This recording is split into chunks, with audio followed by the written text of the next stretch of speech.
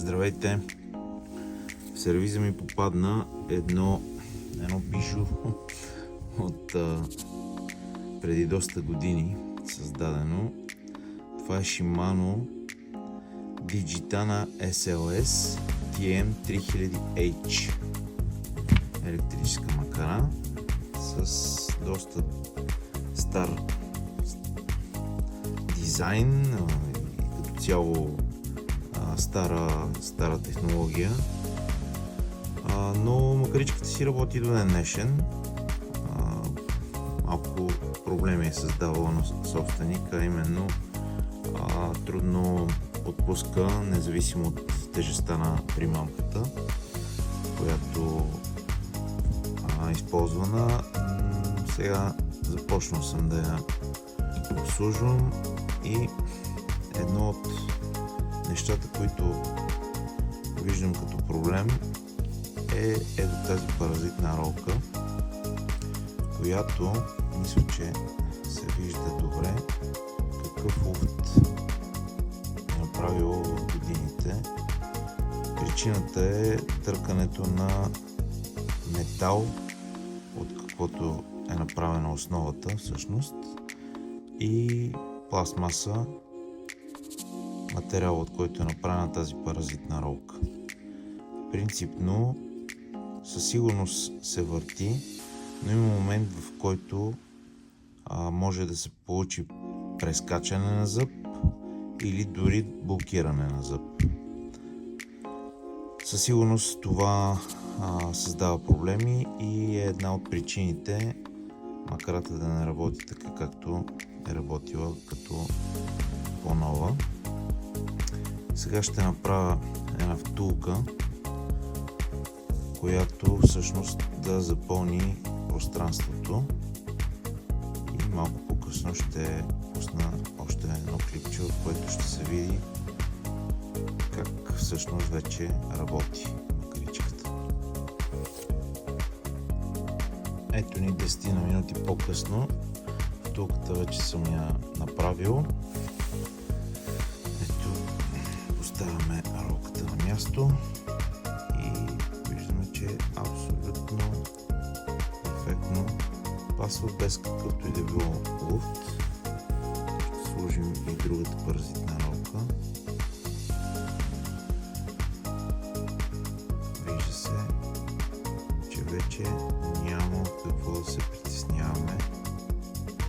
Тази макаричка ще продължи своя живот.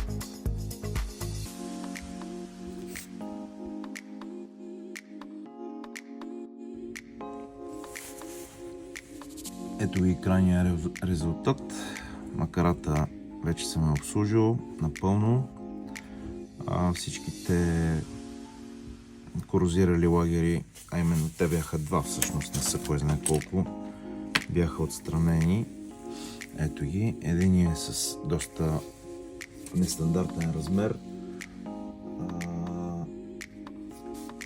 Мисля, че беше 17 вътрешен.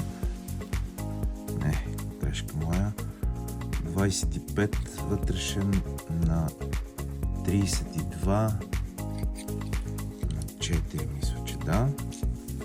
25 на 32 на 4. Общо взето рядко се среща такъв лагер дори в електрическите макари, но това е стар модел и общо взето не ме очудва нищо. Двата лагера са тотално корозирали и блокирали. Смених ги. Това са двата стари термошлауха. Сложил съм нови на мястото на спойките на двете жици между управлението и електрическия двигател. Всичко е изолирано. Кабел е доста интересен на тази макара. Общо взето стандартният кабел не може да влезе, тъй като пиновете на макарата са доста по-дебели. В случая използваме оригиналния лагер, оригиналния кабел. Така.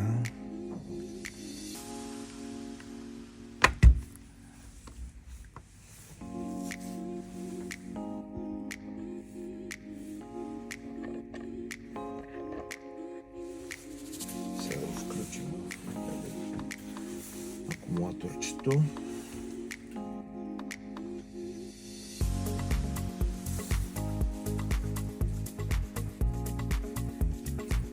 Така, дисплея светна.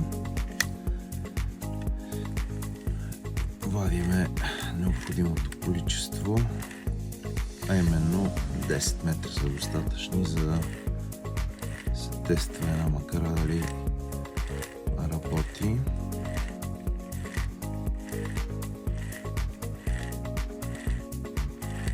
Преди това съм я калибрирал. Ето ги 10 метра. Така, след което при нея, ето това са скоростите. Това са трите възможни скорости. Доста елементарна е макарата в сравнение с съвременните модели, но когато е така, хората си я ползват доста успешно и в момента. Натискаме.